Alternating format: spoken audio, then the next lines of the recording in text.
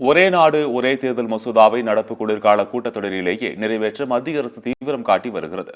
ஒரே நாடு ஒரே தேர்தல் திட்டத்தால் சாதக பாதங்கள் என்ன பார்க்கலாம்.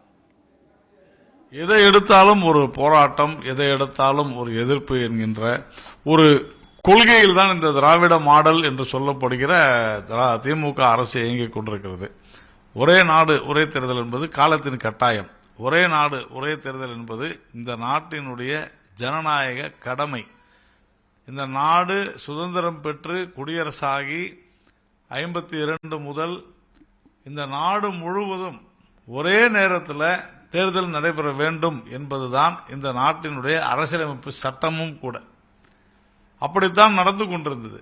சில தவறுகளால் பல அரசுகள் கலைக்கப்பட்டதன் காரணமாக நம்முடைய தேர்தல்கள், மாநில அதாவது சட்டமன்ற தேர்தல்கள், பாராளுமன்ற தேர்தல்கள் மாறி மாறி வந்த காரணத்தினால பண விரயம், நேர விரயம், உழைப்பு விரயம் என்று மிக அதிக அளவில் நமக்கு நஷ்டங்கள் ஏற்பட்டு கொண்டிருக்கின்றன.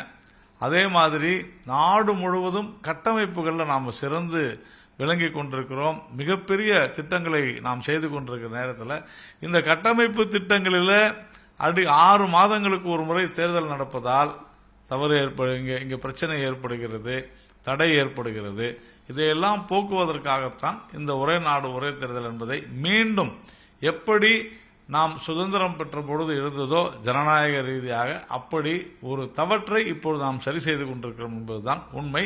திரு கருணாநிதி அவர்களும் இதை தான் விரும்பினார் என்பதையும் ஆதாரபூர்வமாக நாம் சொல்லியிருக்கிறோம். அவருடைய எழுத்திலேயே, குரலோவியத்தில், அவருடைய சட்டமன்றத்தில் தன் உரைகள் குறித்த அவருடைய புத்தகத்திலேயே கூட மிக தெளிவாக திரு கருணாநிதி எழுதியிருக்கிறார், நாடு முழுக்க ஒரே நேரத்தில் தேர்தல் வேண்டும் என்று. பாரத பிரதமர் மோடி அவர்கள் அறிவித்திருக்கிற ஒரே நாடு ஒரே தேர்தல் என்கிற இந்த திட்டம் நடைமுறைக்கு சாத்தியமில்லாதது என்பதை மாண்புமிகு முதலமைச்சர் தளபதி மு.க. ஸ்டாலின் பல நேரங்களில் சுட்டிக்காட்டியிருக்கிறார். அதோடு இந்த தேர்தலை நடைமுறைப்படுத்த வேண்டும் என்று சொன்னால் அதிலே இருக்கக்கூடிய சட்டத்திட்ட திருத்தங்கள், குறிப்பாக உள்ளாட்சிகளுக்கு நடைபெறுகிற அந்த மாற்றத்தை கொண்டு வர வேண்டும் என்று சொன்னால் மாநிலங்கள் அதை ஏற்றுக்கொள்ள வேண்டும். அது அவ்வளவு சாதாரண விஷயமில்லை. நகராட்சிகளில், மாநகராட்சிகளில் இருப்பவர்களுடைய பதவி காலத்தை பறிப்பது என்பதோ குறைப்பது என்பதோ அந்தந்த மாநில அரசுகள் அதை விட்டு கொடுக்க வேண்டும். மாநில அரசுகளை கேட்காமலேயே, மாநில அரசுகளை கலந்தாலோசிக்காமலேயே ஒரே நாடு ஒரே தேர்தல் என்ற முடிவுக்கு பிரதமர் நரேந்திர மோடி அவர்கள் வந்திருப்பது துரதிர்ஷ்டவசமானது. அது மட்டுமல்ல, ஒரு ஆட்சி தேர்ந்தெடுக்கப்பட்டால் மாநிலத்திலே தேர்ந்தெடுக்கப்பட்ட ஒரு அரசு இடையிலே கவிழுமானால் ஒரு ஆளுநரை கொண்டு நீங்கள் நடத்திவிட முடியும் என்று சொன்னால், ஒன்றியத்திலேயே ஒரு அரசு அமைக்க முடியாத சூழல் வந்தால் என்ன செய்வது என்ற கேள்விக்கு இதுவரைக்கும் எந்த பதிலும் இல்லை.